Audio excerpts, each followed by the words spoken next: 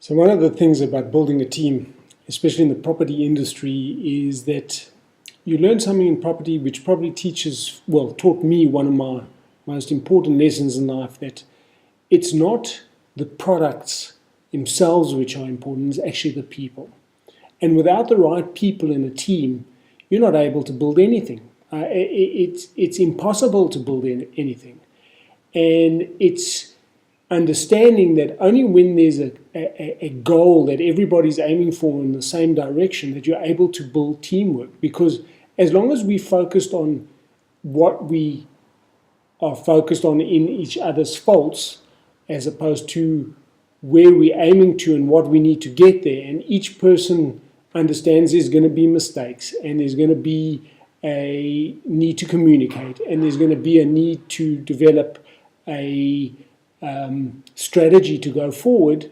As long as there's no overall vision that everybody's aiming towards, that everyone feels comfortable to be part of, that everyone's able to give their contribution towards, when then people are going off in different directions doing their own thing, and it becomes very frustrating for everyone else. And when someone makes a mistake, as long as everybody says, well, we all are failing because of that person, then we're all going to fail. As long as we're saying, well, how can we help that person to help us to achieve that goal? When everybody's got an invested interest in seeing everybody successful, and everybody is very keen to reach the target that they've aimed for.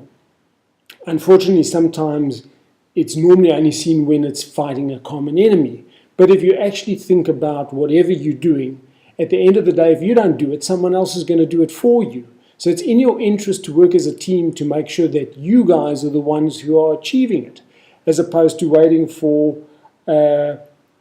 wasting time and energy saying, well, it's your fault, we didn't get there. You made the mistake. Okay, what can we learn from it? How can we help support each other so that it doesn't happen again, as opposed to, oh, look at him, don't look at me.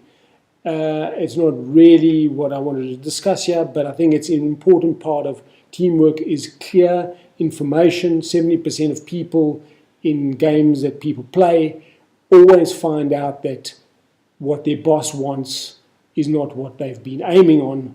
Only 30% of what they've been doing actually is what their boss wants.